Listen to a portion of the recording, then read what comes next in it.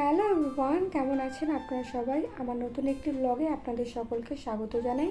তো সকাল সকাল ঘুম থেকে উঠে ব্যালকনিতে দাঁড়িয়ে দাঁড়িয়ে ব্রাশ করছিলাম আর ভাবছিলাম এখন কি রান্না করা যায়। আচ্ছা, আপনাদের সাথেও কি এরকম হয় যে সকালে কি রান্না করব, বিকেলে কি রান্না করব, রাতে কি রান্না করব, এরকম কি টেনশন হয় আমার মতো?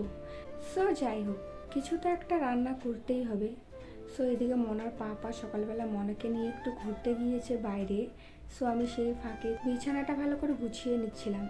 সে আমি যতই ভালো করে বিছানা গুছাই না কেন, মনে আছে না, একটু পরেই দেখো বাড়ি চলে আসবে, আর যখন ওকে বিছানায় খেলতে দেবো খেলনা দিয়ে, ও পুরো বিছানাটা একদম এলোমেলো করে দেবে। আচ্ছা, আপনাদের ঘরে বাচ্চারাও কি এরকম করে? সো যাই হোক, আমার বিছানা গোছানো হয়ে গেছে, তাই আমি তাড়াতাড়ি করে ঘরটা ভালো করে মুছে নিচ্ছিলাম। আর আজকে আমি ঘরে ঝাড়ু লাগাইনি, যেহেতু কালকে আমি ভালো করে ঘরটা ঝাড়ু দিয়ে মুছে নিয়েছিলাম, তাই আজকে আর ঘরটা বেশি নোংরা হয়নি, তাই আজকে শুধু ঘরটা মুছে নিয়েছিলাম। সো ফাইনালি আমার ঘরের সব কাজ শেষ, তাই এখন আমি তাড়াতাড়ি করে চলে এসেছি রান্নাঘরে আসার পর আমি তাড়াতাড়ি করে রান্না বসিয়ে দিয়েছিলাম।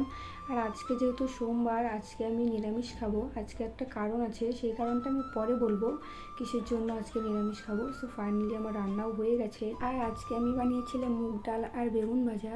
সো রান্না করার পর কিচেনটা যেহেতু অনেকটা নোংরা হয়ে যায়, তাই আমি তাড়াতাড়ি করে কিচেনটা পরিষ্কার করে নিচ্ছিলাম।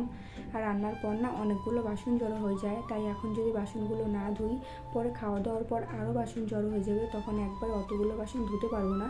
তাই এখনই যেগুলো রান্না করেছিলাম, যেগুলো নোংরা হয়েছিল বাসনগুলো, সেগুলো সব ধুয়ে নিচ্ছিলাম। তো সবগুলো বাসন ধোয়া হয়ে গেছে আর আমার কিচেনও পরিষ্কার হয়ে গেছে।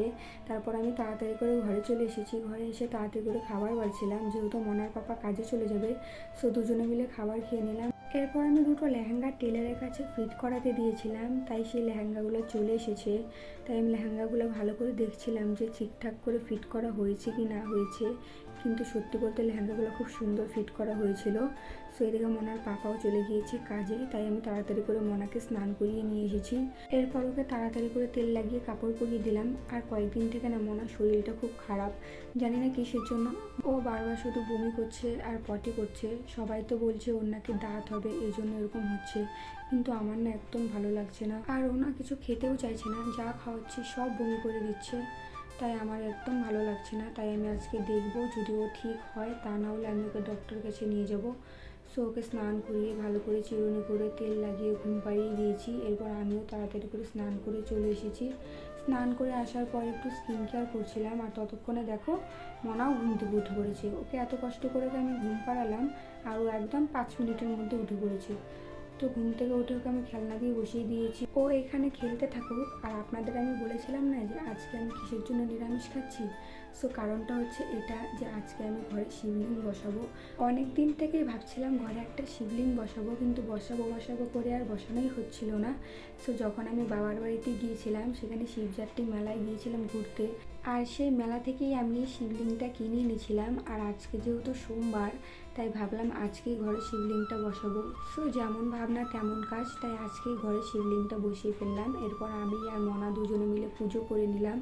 তারপর মনা যেহেতু কান্না করছিল, তাই মনাকে কোলে নিয়েই আমি খাবার খাচ্ছিলাম। প্রথমে মনাকে একটু খাইয়ে দিলাম, এরপর আমিও খাবার খেয়ে নিলাম। আর আজকে দেখো আমাকে এই এক পাহাড় কাপড় গোছাতে হবে। কালকেই সবগুলো কাপড় আমি ধুয়ে দিয়েছিলাম, শুকিয়ে গিয়েছে। তাই এখন যেহেতু আমি একটু ফ্রি আছি, তাই ভাবলাম সবগুলো কাপড় গুছিয়ে নিই। আর এতগুলো কাপড় আমি গুছিয়েই যাচ্ছি, শেষ আর হচ্ছে না। সো প্রায় আধা ঘন্টা ধরে আমি এই কাপড়গুলো গোছাচ্ছি আর ভাবছি এতগুলো কাপড় কি সত্যিই আমি ধুয়েছি? বাপ রে, এতগুলো কাপড় জড়ো হয়ে গিয়েছে। সো ফাইনালি সবগুলো কাপড় গোছানো হয়ে গেছে। আর দেখো কতগুলো কাপড় হয়েছে।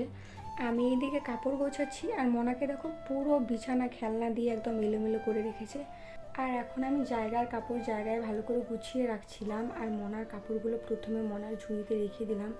আর মনাকে দেখো আমার সবগুলো কাপড় এলোমেলো করতে চলে এসেছে। আমি এদিকে গুছিয়েই যাচ্ছি, আর মনা দেখো এলোমেলো করেই যাচ্ছে।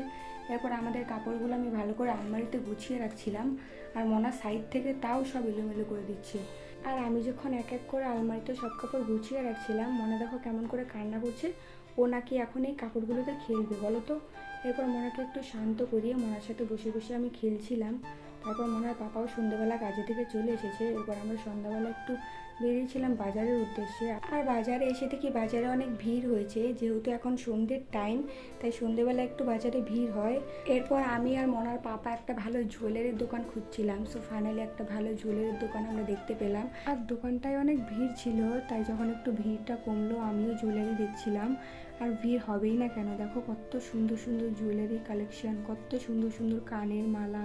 আর এখান থেকে আমার একটা গলার সেট অনেক পছন্দ হয়েছে, তাই এই সেটটা আমি কিনে নিলাম। আর আজকের আমার এই ভিডিওটা আপনাদের কেমন লাগলো অবশ্যই কমেন্ট করে জানাবেন। ভালো লাগলে লাইক কমেন্ট শেয়ার করবেন। ধন্যবাদ।